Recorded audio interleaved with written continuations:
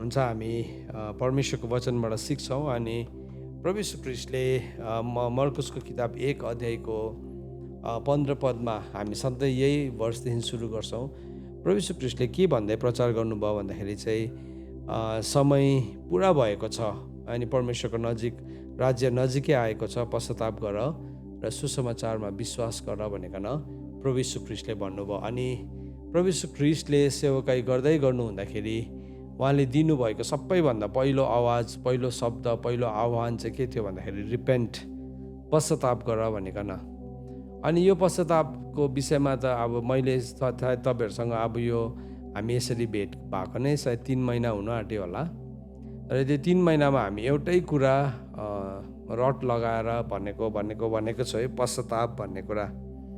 अनि पश्चाताप गर्न साँच्चै नै आवश्यकता रहेछ भन्ने कुरालाई मैले आज फेरि अर्को पर्सपेक्टिभ, अर्को आयाम पवित्र आत्माले मसँग बोल्न थाल्नुभयो। अनि त्यो पर्सपेक्टिभलाई यो वचनलाई मैले थुप्रो खेप प्रचार गरेको हो, तर यहाँ भएको एउटा शब्दलाई मैले देखेको थिइनँ रहेछु। अनि त्यो शब्द आज म तपाईँहरूलाई सेयर गर्न चाहन्छु। प्रभु यीशु ख्रीष्टले हामीलाई पश्चाताप गर्नु भनेकन भन्नुभयो। अनि हामीले जब परमेश्वरको वचनलाई पढ्छौँ, हामीले सुरुदेखि नै हामीले जब उत्पत्तिदेखि लिएर प्रकाशको पुस्तकसम्म हामी पढ्छौँ, यो पुस्तकहरूलाई पढ्दै गर्दाखेरि यहाँ विभिन्न घटनाहरू भएको छ। अनि यो घटनाहरूमा हामी पनि यसको किरदारहरू हौँ। अनि यो घटनाहरूले हाम्रो जीवनहरूलाई पनि छुएको छ, कुनै न कुनै रूपमा हाम्रो जीवनलाई छुएको छ। अनि हाम्रो जीवनलाई छुने सबैभन्दा एउटा ठुलो ठाउँ चाहिँ कुन चाहिँ ठाउँ हो भन्दाखेरि पापको स्थानबाट चाहिँ हाम्रो जीवनलाई छुएको कुराहरूलाई हामी अनुभव गर्छौँ। हामी परमेश्वरको वचन उपदेशक 7को 29 पदले हामीलाई के भन्छ भने, परमेश्वरले जब मानिसलाई बनाउनु भयो, उसलाई सोझो बनाउनु भएको, उसलाई एकदमै सोझो बनाउनु भएको, तर मानिस आफै विभिन्न कुराहरूमा फस्छ भनेकन लेखेको छ। हामी विभिन्न कुराहरूमा फस्छौँ। अनि त्यो फस्दा हुँदी हामी पापमा लड्छौँ, हामी अधर्ममा गिर्छौँ, हाम्रो जीवनबाट अपराध हुन्छ, के कुराहरू हुन्छ। हामीले अलरेडी अस्ति यो कुराको परिभाषालाई सिकिसकेका छौँ। पाप भनेको के हो, अनि अपराध भनेको के हो, अधर्म भनेको के हो, अनि हामीलाई थाहा छ, हामीले सिकिसक्यौँ। र म तपाईँलाई त्यसको विषयमा भन्दै गर्नु पर्दाखेरि पाप भनेको चाहिँ पहिले यूहन्ना 3 अध्याय अनुसार चाहिँ पाप भनेको चाहिँ व्यवस्थालाई भङ्ग गर्नु हो। अनि अधर्म भनेको चाहिँ नैतिक दुष्टता हो। अनि अपराध भनेको चाहिँ परमेश्वरको विरुद्धमा बागी हुनु हो, विद्रोही हुनु हो। अनि र आज यो पश्चातापको ठाउँलाई हामीले हेर्दै गर्दाखेरि पनि हामीले पापको लागि पश्चाताप गर्नुपर्छ, हामीले अधर्मको लागि अनि अपराधको लागि हामीले पश्चाताप गर्नुपर्छ। भजन सङ्ग्रह 51 अध्यायमा दाउदले यो तीनैवटा कुराको लागि प्रभुको अगाडि आइकन क्षमा मागेको छ, उसले पश्चाताप गरेको छ। उसले अपराधको विषयमा पनि प्रभुसँग क्षमा मागेको छ, अधर्मको विषयमा अनि पापको विषयमा पनि उसले क्षमा मागेको छ। अनि दाउद परमेश्वरको हृदयको नजिकको व्यक्ति हो भन्ने कुरा हामी जान्दछौँ। अनि दाउद हृदयको नजिकको व्यक्ति भएको कारणले गर्दाखेरि उसले परमेश्वरको कुराहरूलाई बुझेको थियो अनि उसले त्यही अनुसारले नै ऊ प्रभुसँग अगाडि बढ्यो। तर आज म तपाईँलाई अधर्मको दृष्टिकोणबाट एउटा केही कुरालाई बताउन चाहन्छु। तपाईँले मसँग खोल्नुहोस् प्रस्थानको किताब 20 अध्यायलाई हामी एकैछिन हेर्छौँ। तपाईँहरू सबैजनाले मसँग खोल्नुहोस् प्रस्थान 20 अध्याय। र प्रभुले सिधै मान्छेसँग बोल्नु भएको ठाउँ हो यो, जहाँ चाहिँ प्रभु मान्छेसँग बोल्नु भएको छ अनि मानिसलाई 10 आज्ञा दिनुभएको छ, 10 कमान्डमेन्ट्स। अनि यो हामी सबैजनाले हाम्रो घरमा, हाम्रो सिटिङ रुममा, या हाम्रो बेडरुममा, या हाम्रो प्रेयर हलमा, या कुनै पनि ठाउँमा, डाइनिङ हलमा हामीले यो वचनलाई झुन्डाउने गर्छौँ। अनि यो वचनमा 20 अध्यायको 4 पदलाई अनि 5 पदलाई हामी हेर्छौँ। यो 4 अनि 5 पदलाई हामी हेर्छौँ र यहाँ भित्रबाट एउटा शब्दलाई टिपिकन आज म तपाईँलाई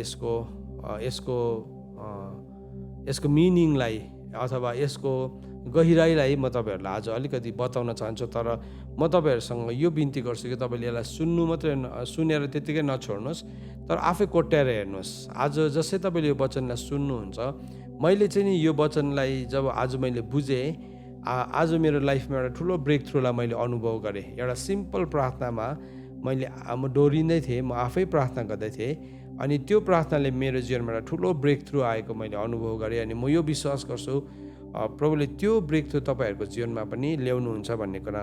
यहाँ के भनेर लेखेको छ भने 20 अध्यायको 4 अनि 5 पदमा यसरी लेखेको छ, आफ्नो निम्ति खोपेर कुनै किसिमको मूर्ति नबनाउनु, माथि आकाश अथवा तल पृथ्वी वा तल पानीमा भएको कुनै कुराको आकारको प्रतिमूर्ति नबनाउनु, तिनीहरूका सामु ननिउरनु, तिनीहरूका पूजा नगर्नु, किनकि म तिमीहरूका परमेश्वर, डाहा गर्ने परमेश्वर हुँ भनेर लेखेको छ है।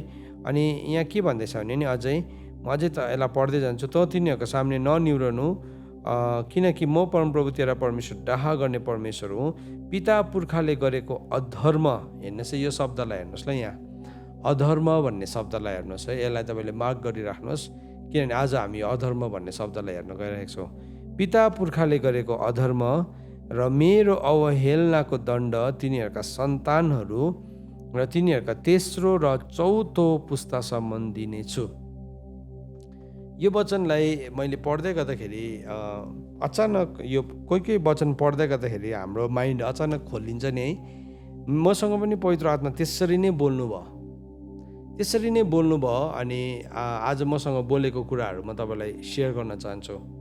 अब मैले तपाईँलाई अस्ति नै यो कुरालाई हामीले हेरिसकेको छ। पाप भनेको के हो, अधर्म भनेको के हो, अपराध भनेको के हो, यो तीनवटा कुरा भिन्दै कुरा हो।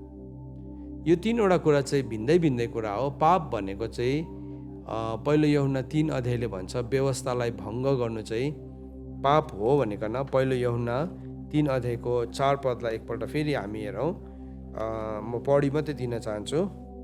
सो पहिलो यूहन्ना 3 अध्यायको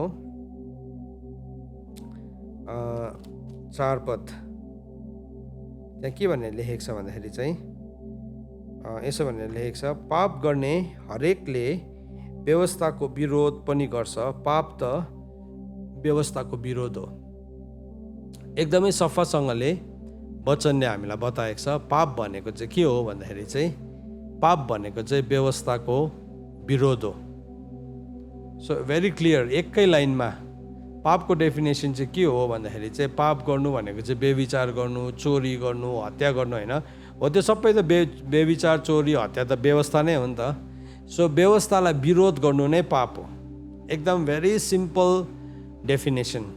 अब योभन्दा क्लियर, योभन्दा सफासँगले अरू केही कुरा अब हामीले बुझाउनै पर्दैन। यसमा कुनै पनि रेभेलेसन चाहिँदैन यो बुझ्नुको लागि। हामी यतिकै एक लाइन पढ्दाखेरि नै बुझिहाल्छौँ पाप भनेको चाहिँ व्यवस्थाको विरोध गर्नु रहेछ। सो यो चाहिँ पाप हो। सो एउटा मान्छेले जब पाप गर्छ त्यो पापको जिम्मेवार, त्यो पापको जिम्मेदारी चाहिँ त्यो व्यक्तिको व्यक्तिगत हो। मैले पाप गरेँ भने त्यो पापको जिम्मा मेरो छोरालाई लिनु पर्दैन, मेरो छोरालाई त्यसको पाप लाग्दैन। बाइबलमा भनेको छ जसले अमिलो खान्छ त्यसकै दाँत कुडिन्छ भनेको छ। सो बाउले अमिलो खायो भने बाउको दाँत कुडिन्छ, छोराले अमिलो खायो भने छोराको दाँत कुडिन्छ। सो प्रभुले एकदमै सफासँगले बताउनु भएको छ है। हामीले यो कुरालाई प्रोफेट्सहरू इजिकेलको किताबमा भेटाउँछौँ। अनि अब त्यो चाहिँ के हो भन्दाखेरि चाहिँ त्यो चाहिँ पाप हो। पाप चाहिँ व्यक्तिगत कुरा हो, पाप व्यक्तिगत कुरा हो। तर अधर्म र अपराध चाहिँ के हुँदो रहेछ भने नि अर्को पुस्तामा पनि सरेर जाँदो रहेछ, अर्को पुस्तामा पनि सरेर जाँदो रहेछ। अब म तपाईँसँग एकदमै, तपाईँहरू मलाई एन्सर नदिनुहोस्, आफैलाई एन्सर दिनुहोस्, तर एकैछिन तपाईँहरूले आफूलाई हृदयलाई खोल्नुहोस्, एकैछिन खोल्नुहोस्। तपाईँ र मैले प्रभु यीशु ख्रीष्टलाई विश्वास गरेको दिन हामीले आफ्नो पाप मानिलियौँ कि लिएनौँ भन्नुहोस् त। हामीले लियौँ नि है, मानिलियौँ प्रभुको अगाडि, प्रभु मैले यो पाप गरेको हो, मलाई क्षमा गरिदिनुहोस्। त के हाम्रो पाप क्षमा भयो? पक्का भयो क्षमा। किनभने प्रभु विश्वासयोग्य हुनुहुन्छ पाप क्षमा गर्नलाई। त यदि मेरो पाप क्षमा भयो भने चाहिँ त्यसो भए अझै पनि किन मेरोमा नराम्रो विचारहरू चाहिँ आएको त?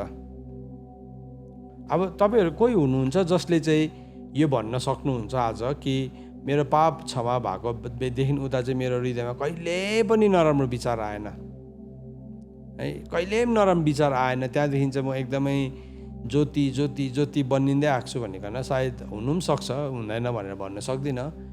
तर मैले अहिले तपाईँहरूलाई हात उठाउनु लगायो भने को त्यस्तो व्यक्ति हुनुहुन्छ जसले चाहिँ आफ्नो पापलाई क्षमा मागेर चाहिँ तपाईँको हृदयभित्र नराम्रो विचारहरू आएन भनेर मैले सोधेँ। सायद सबैजनाको हात उठ्छ होला, तर म हात उठाउँछु पहिला है। म तपाईँलाई भन्न सक्छु मैले मेरो पाप मानिसकेर पनि मेरो जीवनमा नराम्रो विचारहरूसँग म सङ्घर्ष गरेँ। अनि हामी के भन्छौँ, यो चाहिँ यो संसारमा बाँचिन्जेलसम्म यस्तै हो भनिकन है। तर हामी के गर्छौँ भन्दाखेरि त्योसँग हामी जिउँछौँ, त्योसँग हामी त्यो नराम्रो विचारसँग हामी सङ्घर्ष गर्छौँ, या कोही बेला त्यो नराम्रो विचार चाहिँ हाम्रो जीवनशैलीमा पनि परिणत हुन्छ, जीवनशैली नै हुन्छ। जस्तो कि झनक्कै रिसाउने त्यो। अन्त हामीलाई मान्छेले कसरी चिन्छ, एउटा मान्छेको नाम भन्दाखेरि पनि नाम भन्नुभन्दा पहिला रिस्सा भनेर चिन्छ है। सो त्यो मान्छेलाई उसको नामले सायद चिन्दैन होला, तर त्यो छ नि मण्डलीमा त्यो दाजु छ नि, त्यो दिदी झनक्कै रिसाइहाल्छ नि, सबैले चिनिहाल्छ है रिस्सा मान्छे। के भयो, अब हाम्रो पहिचानसँग जोड्यो, त्यो हाम्रो आइडेन्टिटीसँग जोड्यो। तर वास्तवमा त हामी त त्यस्तो होइनौँ नि, हामी रिस गर्नु चाहने व्यक्ति नै होइनौँ। या त कुनै मान्छे एकदमै लोभी छ भने है तपाईँले म लोभी हो भन्दै हिँड्नु पर्दैन, तर केही समय बाद तपाईँलाई मान्छेले चिनिहाल्छ। अनि त्यो लोभी मान्छे है चिनिहाल्यो उसलाई। सो नामले चिन्दैन, तर उसको त्यो जीवनशैलीले चिन्छ। हेर्नुहोस् है, अब प्रभुलाई विश्वास गरेको हो नि, उसले पनि प्रभुलाई विश्वास गरेको हो, उसले बप्तिस्मा पनि लिएको हो, उसले आफ्नो जीवन प्रभुको रगतले धोइ पनि मागेको हो। तर भए पनि यो कुरासँग त्यो व्यक्तिले एकदमै सफर गरिरहेको छ। यो ठाउँमा उसले के गर्दैछ, एकदमै जीवनमा सङ्घर्ष भइरहेको छ, सङ्घर्षलाई उसले झेलिरहेको छ। त आज यो कुरा हाम्रो चर्चेसहरूभित्र छ, हाम्रो परिवारभित्र छ, सेवकको जीवनमा छ, सेविकाको जीवनमा छ, छोराहरूको जीवनमा छ, छोरीहरूको जीवनमा छ। तर हामी यसो बाहिर प्रस्तुत गर्दाखेरि हामी राम्रोसँगले आफैलाई प्रस्तुत गर्छौँ, यस्तो प्रकारले हामी देखाउँछौँ कि हामी कहिले पनि रिसाउँदैनौँ होला जस्तो देखाउँछौँ। तर अब तपाईँ कतिको रिसाउने मान्छे हो, त्यसको सर्टिफिकेट चाहिँ तपाईँको घरको मान्छेले दिन्छ। अन्त म सधैँ एउटा कुरा भन्छु, बाहिरको मान्छेले कति प्रशंसा गर्छ त्यो साह्रै ठुलो प्रशंसा होइन, तर साँच्चैकै प्रशंसा चाहिँ तपाईँको घरको मान्छेले गरेको चाहिँ हो है। किनभने ऊ त तपाईँसँग रात दिन बस्छ नि त। तपाईँलाई कति बेला झनक्कै रिस उठ्छ, कति बेला तपाईँले एकदमै तपाईँको पारा चढ्छ, या कति बेला तपाईँले मुखबाट अपशब्द निकाल्छ। किनभने घरको मान्छेलाई त हामी के गर्छौँ, टेकन फर ग्रान्टेड लिन्छौँ है, केही जस्तो पनि लिँदैनौँ हामी। अनि बाहिरबाट मलाई मान्छेले सबैले भनिरहेको हुन्छ, ओ कस्तो राम्रो मान्छे, कस्तो नम्र मान्छे भनिकन। तर म को हुँ भन्ने कुरा चाहिँ मेरो पत्नीलाई थाहा छ, म को हुँ भन्ने कुरा चाहिँ मेरो छोराछोरीलाई थाहा छ, म को हुँ भन्ने कुरा चाहिँ मेरो आमा बुवालाई थाहा छ है। किनभने उनीहरूसँग त म हरेक दिन नै हुर्केको, हरेक दिन नै बसिरहेको छु। अनि त्यो चाहिँ अब त्यो ठाउँमा चाहिँ हामी दोहोरो जिन्दगी जिउँदै गरेको हुन्छौँ। एकापट्टि हामी बाहिर देखाउने एउटा चेहरा छ, हाम्रो नक्सा छ भने अर्कोपट्टि चाहिँ हाम्रो रियल हामी को हौँ भन्ने हाम्रो अनुहार छ, रियल फेस छ, हाम्रो वास्तविक अनुहार छ। अनि त्यसले चाहिँ तपाईँ र मेरो पहिचान परमेश्वरको अगाडि पनि हामी त्यसरी नै देखा परिरहेको हुन्छ, एकदमै नाङ्गो उदाङ्गो हामी देखा परिरहेको हुन्छौँ। त यहाँ प्रभुले के भन्नुभयो भन्दाखेरि चाहिँ अघि मैले पढ्दै थिएँ, प्रस्थानको किताब 20 अध्यायको 5 पदमा पढ्दै थिएँ। किनभने परमेश्वर चाहिँ कस्तो अरे भन्दाखेरि चाहिँ, किनकि म परमप्रभु तेरा परमेश्वर डाहा गर्ने परमेश्वर हुँ, र पिता पुर्खाले गरेको अधर्म र मेरो अवहेलनाको दण्ड तिनीहरूका सन्तानहरू र तिनीहरूका तेस्रो र चौथो पुस्तासम्म दिन्छु। हेर्नुहोस् है, प्रभु चाहिँ नि कहिले पनि बदलिनुहुन्न, प्रभु कहिले पनि बदलिनुहुन्न, प्रभुले कहिले झुट पनि बोल्नुहुन्न। हामीले याद राख्नुपर्छ, प्रभुले एकपल्ट भन्नुभएपछि चाहिँ त्यो कुरा चाहिँ एकदमै सही हो। प्रभुले भन्नुभएको कुरा चाहिँ, अब वचनले के भनेको छ भने, गन्तीको किताब 23 अध्यायको 19 पद, तपाईँहरू सबैजनाले कृपया खोलिदिनुहोस्। गन्तीको किताब 23 अध्यायको 19 पद हेर्नुहोस्, त्यहाँ के भन्नुभएको छ। अब तपाईँ एउटा बुकमार्क तपाईँले यहाँ प्रस्थानको किताब 20 अध्यायको 5 पदमा राख्नुहोस्, अनि अर्कोले चाहिँ तपाईँले गन्ती 23 को 19 पद खोल्नुहोस्। त्यहाँ के भनेर लेखेको छ, म पढ्दैछु, तपाईँहरूले पनि म सँगसँगै हेर्नुहोस् है। सबैले हेर्नुहोस् ल। सो यहाँ के भनेर लेखेको छ, परमेश्वर ढाँट्नुहुन्न कारण उहाँ मानिस हुनुहुन्न। अब हेर्नुहोस् है, प्रभुले कुरा दुईवटा कुरै गर्नुहुन्न। प्रभुले एकपल्ट भन्नुभयो नि, त्यो भनेको एकदम फुल एन्ड फाइनल हो, फुल एन्ड फाइनल हो। प्रभुले भन्नुभयो त भन्नुभयो, सकिएको कुरा। परमप्रभु परमेश्वरले ढाँट्नुहुन्न किनकि उहाँ मानिस हुनुहुन्न, उहाँले मन बदल्नुहुन्न किनकि उहाँ मान्छेको सन्तान हुनुहुन्न। उहाँले भन्नुभएपछि के त्यो गर्नुहुन्न र? अथवा उहाँले प्रतिज्ञा गर्नुभएको छ भने के उहाँले पुरा गर्नुहुन्न र?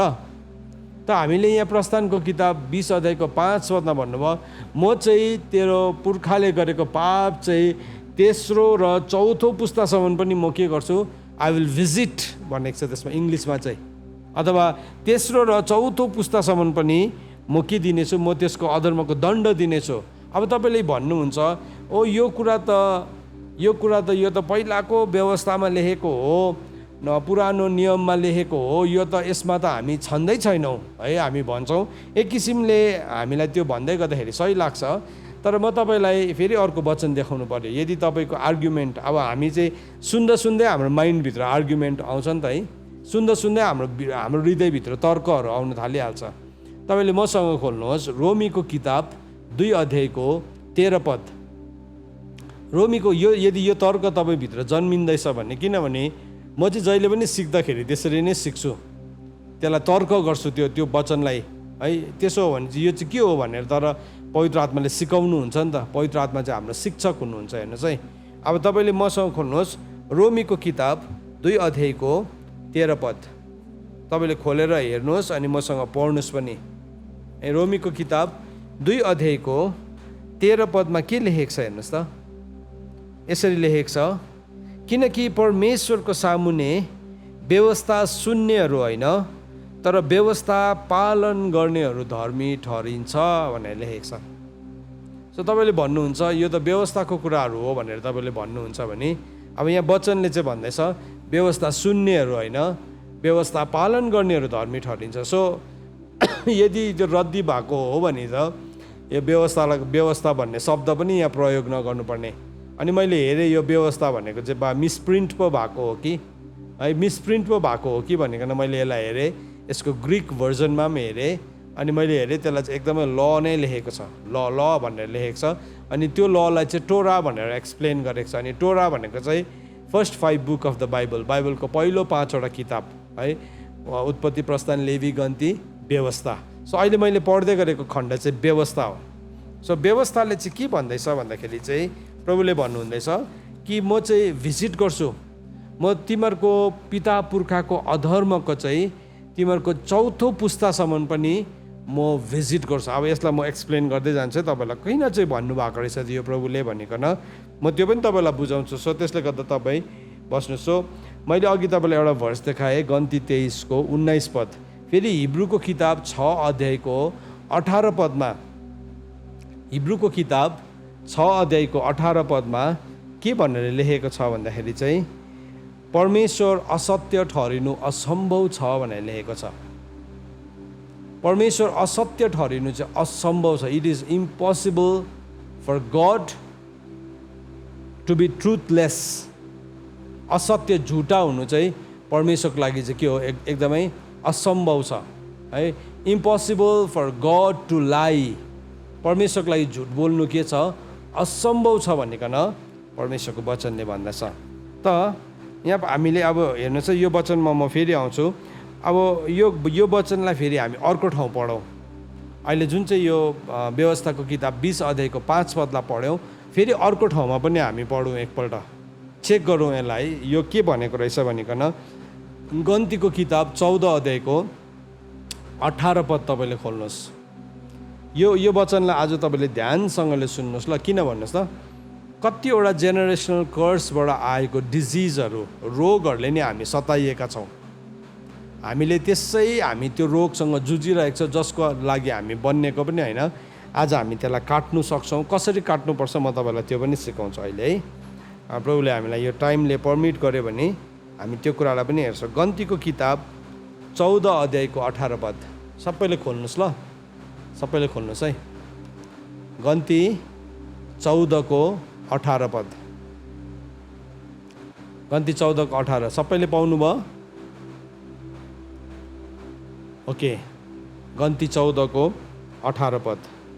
परमप्रभु रिस गर्नमा धैर्यवान र अति करुणामय, अधर्म र अपराध क्षमा गर्ने, तर दोषीलाई कुनै रीतिले दोषी नठहराउने, पिता पुर्खाको अधर्मको सजाय उनीहरूको तेस्रो र चौथो पुस्तासम्म पनि दिने हुनुहुन्छ। अब फेरि यहाँ पनि त्यही कुरा भन्दैछ, हो प्रभुले हाम्रो अधर्म अपराधलाई क्षमा गर्नुहुन्छ, पक्का हो, हामीले क्षमा गरी माग्यो भने प्रभुले गरिदिनुहुन्छ। अनि तर प्रभुले यदि हामी क्षमा गरी माग्दैनौँ भने चाहिँ त्यो चाहिँ के हुन्छ, त्यो चाहिँ चौथो पुस्तासम्म पनि सरेर जाँदो रहेछ, चौथो 4th जेनेरेसनसम्म पनि सरेर जाँदो रहेछ। म तपाईँलाई नि एउटा घटना भन्छु, साँच्चीकै भएको घटना।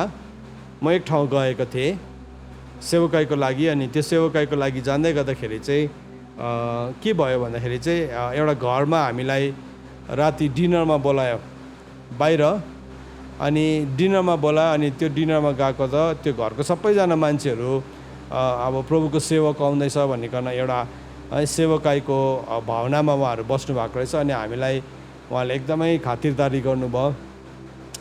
अनि भरे के भन्नुभयो भन्दाखेरि चाहिँ यो घरमा एउटा प्रब्लम छ, अनि त्यो प्रब्लम चाहिँ के हो भन्दाखेरि चाहिँ सबैजनालाई हड्डीको रोग भएको छ भनिकन।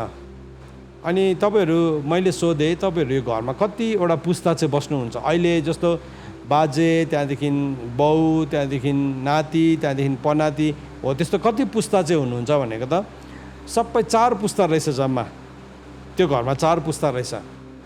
अनि बाजे पनि हुनुहुँदो रहेछ, उहाँ जिउँदै हुनुहुँदो रहेछ, त्यहाँदेखि अब उहाँको छोरा, त्यहाँदेखि अब नाति, त्यहाँदेखि नातिको पनि छोरी रहेछ, सानो छोरी र छोरा। अनि बाजेको पनि हड्डीको समस्या, अनि यो हातहरूको जोइन्ट्सहरू सबै दुख्ने। तर त्यो चाहिँ सबै इभन सानो भर्खर जन्मेको त होइन, त्यो नानी 3 वर्षको थियो, 3 वर्षको नानीकोमा पनि त्यो समस्या रहेछ, त्यही समस्या रहेछ। छक्कै पऱ्यो हामी है। अनि प्रार्थना गरी माग्नु, उहाँहरूले प्रार्थना गरी माग्नुभयो। अनि ठिकै छ, मैले भने यो प्रार्थना मात्रै गरेर हुँदैन, तर पहिला मैले तपाईँलाई यसको बारेमा बताउनुपर्छ, यो समस्या कसरी सुरु भएको हो, अनि यसलाई चाहिँ हामीले पश्चाताप गर्नुपर्छ। अनि पश्चाताप गऱ्यो भने चाहिँ यो चाहिँ आज नै जाती हुन्छ, यो अहिले नै जाती हुने रोग हो, यो कुनै पनि ठुलो कुरा होइन, खालि यो चाहिँ अगाडिको पुस्ताबाट सरेर आएको मात्रै हो। अनि मैले उहाँहरूलाई यो वचन देखाएँ, अनि यो वचनलाई देखाइकन मैले 1-2वटा कुराहरू एक्सप्लेन गरेँ। अनि 1-2वटा त होइन, झन्डै 1 घन्टै लाग्यो त्यो कुरा बुझाउनु। अनि त्यहाँदेखि त्यसलाई बुझाइसकेपछि चाहिँ उहाँहरूलाई प्रार्थनामा, एउटा सिम्पल प्रार्थनामा, अब तपाईँले पश्चाताप गर्नुहोस्, अब तपाईँले मानिलिनुहोस्, अनि तपाईँ प्रभुको अगाडि आउनुहोस्, अनि तपाईँको जीवनमा चङ्गाइ सुरु हुन्छ। अनि के भयो, प्रार्थना गऱ्यो, त्यहाँदेखि हामी फर्केर आयौँ, होटलमा बसेको थिएँ, होटलको रुममा आएँ। त्यहाँदेखि भोलि बिहान फेरि त्यही चर्चमा सेवकाई थियो, अनि त्यो चर्चमा सेवकाईमा गएको त उहाँहरूको डल्लै फ्यामिली आएर अगाडि बसिराख्नु भएको छ। यति साह्रो अनुहार पनि जग बलिरहेको, यति साह्रो खुसी भइकन। अनि सेवा सकियो, अनि उहाँले भन्नुभयो हिजो बेलुकी प्रार्थना गऱ्यौँ, हामी सबैजना चङ्गाइ भयो, कति वर्षसम्म हामी चङ्गाइ भएको थिएनौँ, के गर्दाखेरि पनि हामी चङ्गाइ भएको थिएनौँ, तर त्यो एउटा सिम्पल प्रार्थनाले हामी स्वतन्त्र भयो। हेर्नुहोस् है, सत्यले चाहिँ नि जहिले पनि हामीलाई स्वतन्त्र तुल्याउँछ,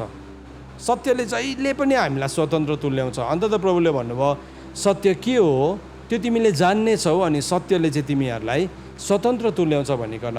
त यहाँ हामीले नि अधर्मको शक्तिलाई हेर्दैछौँ। अधर्ममा एउटा यस्तो कुरा छ जसले चाहिँ नि अगाडिको पुस्ताको रोगलाई, अगाडिको पुस्ताको श्रापलाई, अगाडिको पुस्ताकोमा भएको जति पनि घटी कमीहरू छ त्यो सबैलाई चाहिँ सारिकन अर्को जेनेरेसनसम्म पनि लान सक्छ। हाम्रो पनि यहाँ पानी पर्दैछ, पानी तलै राखिदिनुहोस्, पानीले एकदमै डिस्टर्ब गर्दैछ, सो हामी साउन्डलाई वर्कआउट गर्दैछौँ। तपाईँहरू ध्यान दिएर सुन्नुहोस् है, साउन्ड बनिहाल्छ एकैछिनमा, एकदमै छाना कराइरहेको छ माथि पानीले गर्दाखेरि। त के भयो हेर्नुहोस् है, अधर्मको शक्ति चाहिँ यति साह्रो शक्तिशाली रहेछ, त्यो पनि त्यसले चाहिँ 4वटा पुस्तासम्म चाहिँ एउटै कुरालाई टिपेर त्यसलाई लानु सक्दो रहेछ। लानु सक्दो रहेछ। त किन चाहिँ 4वटा पुस्ता त? किन 4वटा पुस्ता? वाइ प्रभुले चाहिँ किन 4वटा पुस्ता भन्नुभयो त? यहाँ चाहिँ के भन्नुभयो भन्दाखेरि चाहिँ प्रभुको कुरा मान्नेलाई चाहिँ 1000 पुस्तामा पनि प्रभुले आशिष दिनुहुन्छ अरे, तर प्रभुको कुरा नमान्नेको चाहिँ के हुन्छ अरे, 4 पुस्तासम्म पनि त्यो श्रापहरू बगेर जान्छ। हेर्नुहोस् है, 4 पुस्तासम्म पनि बगेर जाँदो रहेछ। कसरी चाहिँ?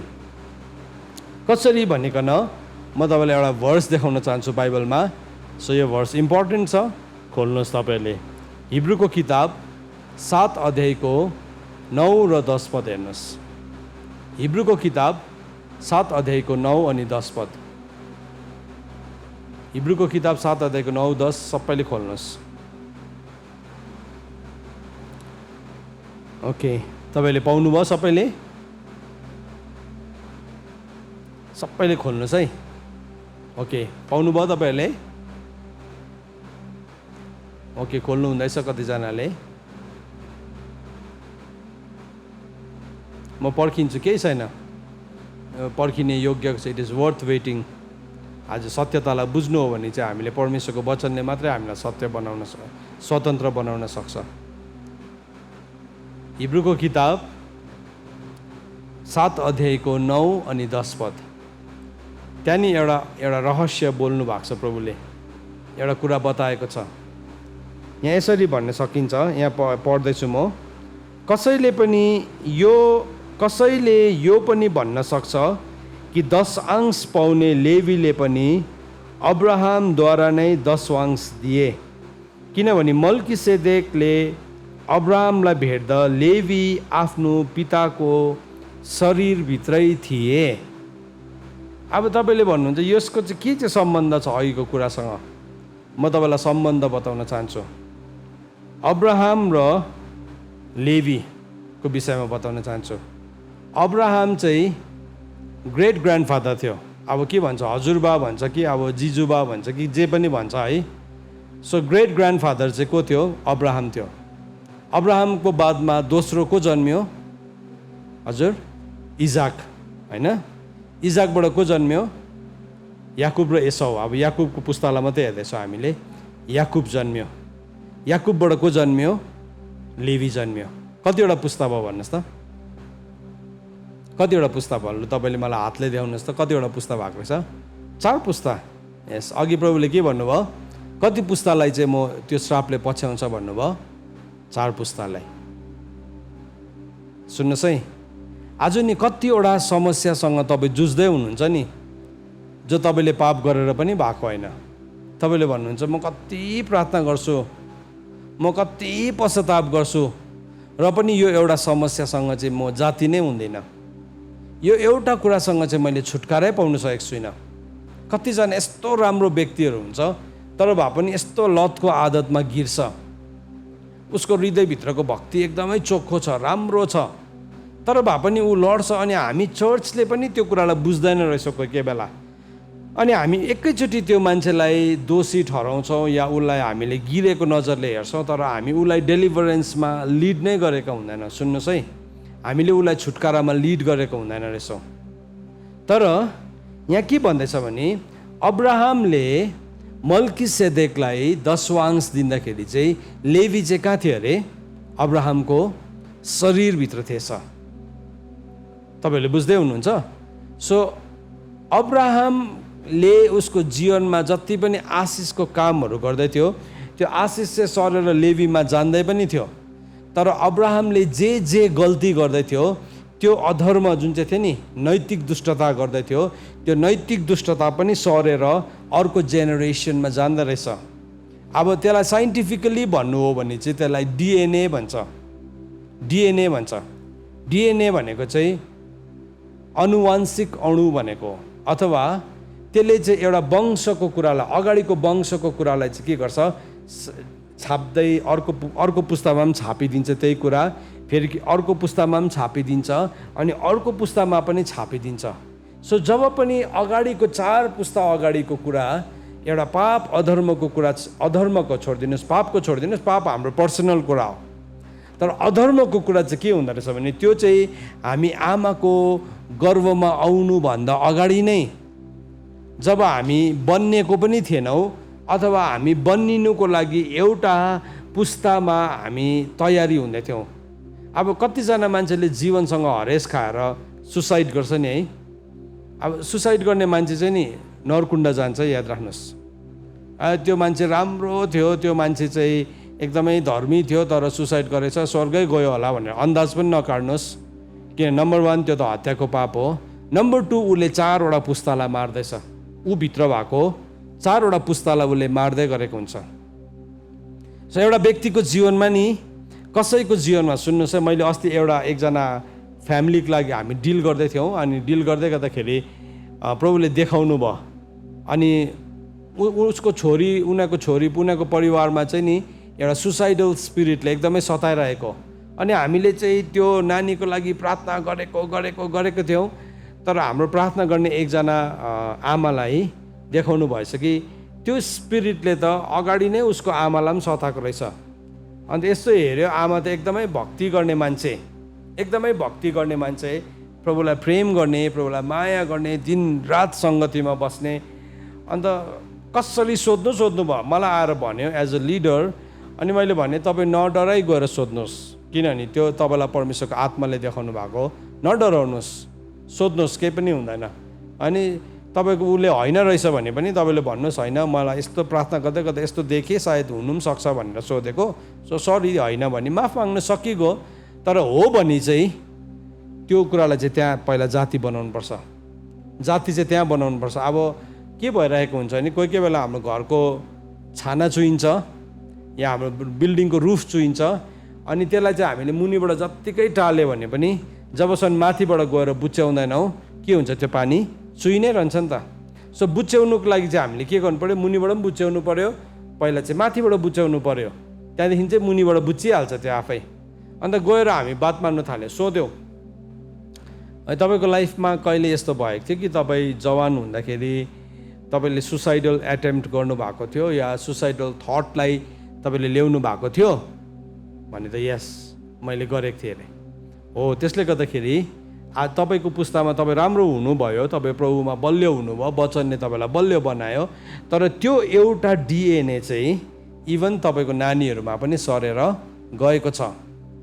सो त्यस कारणले गर्दाखेरि पहिला डिल गर्नुपर्ने कुरा चाहिँ के हो भने तपाईँ रिपेन्टेन्समा जानुहोस्। या तपाईँको आमाले गरेको थियो या तपाईँको बुवाले त्यस्तो कोसिस गरेको थियो भने अब त्यो ढोकालाई चाहिँ तपाईँले बन्द गर्नुपर्छ भनिकन हामीले उहाँलाई सिकायो। सुन्नुहोस् है, आज कतिजनाको नि त्यस्तो किसिमको एउटा पारिवारिक अनुवांशिक रोगहरू हुन्छ, पेरिनियल डिजिजेसहरू हुन्छ। त्यो चाहिँ कसबाट आएको हो भन्दाखेरि चाहिँ त्यो चाहिँ अधर्मबाट आएको। तपाईँले गर्नुभएको अधर्म होइन, तर अगाडिको पुस्ताबाट। म तपाईँलाई इक्जाम्पल्स दिन्छु 1-2वटा। तपाईँ आजको पुस्ता एकदमै राम्रो प्रभुको सेवकाई गर्ने मान्छे होला तपाईँ, तर तपाईँको घरमा भए पनि मृत्यु आएको छ। एउटा उमेरमा पुगेपछि मान्छे मरिहाल्छ। किन चाहिँ त्यो मान्छे मरेको तपाईँले प्रभुलाई सोध्नुहुन्छ। त्यो मान्छे पनि राम्रो थियो, सबै यसो बाहिरबाट हेर्दाखेरि परिवार पनि राम्रो छ। तपाईँले गर्नुभएको पापको कारणले गर्दाखेरि होइन, किनभने अधर्मको ढोका चाहिँ अगाडिको पुस्तामा खोलिएको छ। अब तपाईँलाई यो सुन्दै गर्दाखेरि ओहो यो मान्छे त कुन चाहिँ जमानाको कुरा गर्दैछ भन्दै हुनुहुन्छ होला है।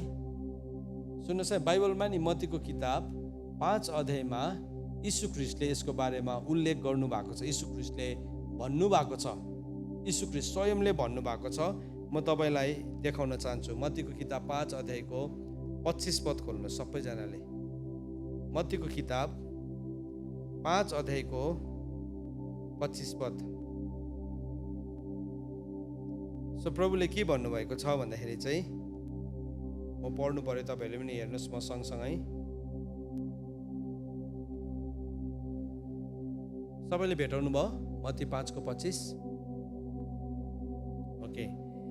तिम्रो विरोधीसित बाटोमा छँदै झट्टै मिलाप गरिहाल, नत्र त विरोधीले तिमीलाई न्यायाधीशको हातमा सुम्पिदेला र न्यायाधीशले अफिसरको हातमा सुम्पिदेलान् र तिमी झ्यालखानमा पर्नेछौ। म तिमीलाई साँचो भन्दछु, तिमीले अन्तिम पैसा नतिरिन्जेल तिमी त्यहाँबाट कुनै रीतिले उम्किने छैनौ। अब यो विरोधी को हो भन्नुहोस् त? विरोधी भनेको शैतान हो, शैतान हो।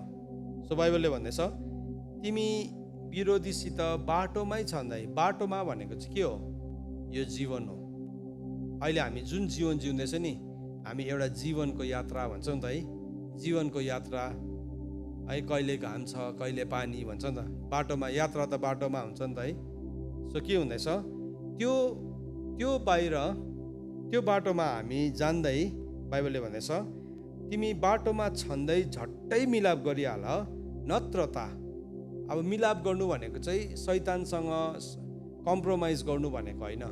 कुन कुराले गर्दाखेरि तपाईँलाई दोष लागेको छ, कुन कुराले गर्दाखेरि तपाईँको जीवनमा दोष आएको छ, त्यसलाई चाहिँ तिमीले के गर्नु, त्यसलाई चाहिँ तिमीले मिलाप गर्नु भनेर भनेको। त्यो भनेको चाहिँ त्यसलाई चाहिँ मिलाउनु। किन भन्दाखेरि चाहिँ त्यसलाई चाहिँ तिमीले पश्चाताप गर्नु, त्यसको लागि चाहिँ तिमीले प्रार्थना गर्नु है। किन भन्दाखेरि चाहिँ यदि तिमीले गरेनौ भने चाहिँ के हुन्छ अरे भन्दाखेरि चाहिँ नत्र त विरोधीले तिमीलाई न्यायाधीशको हातमा सुम्पिदेला। अब प्रभुले चाहिँ नि यहाँ भन्नुभयो नि त, हामीले वचनमा पढ्यौँ कि गन्तीको किताब अनि व्यवस्थाको किताबमा हामीले पढ्यौँ कि कसरी चाहिँ त्यो चाहिँ पाप चाहिँ सर्दै अधर्म, पाप भनेछु मैले, कसरी चाहिँ अधर्म चाहिँ सर्दै जान्छ भन्ने कुरालाई हामीले प्रस्थानको किताब 20 अध्यायको 4देखि 6 पदमा हामीले पढ्यौँ। अनि त्यो कुरालाई हामीले न्यायकर्ताको किताब 14 अध्यायको 18 पदमा पनि पढ्यौँ।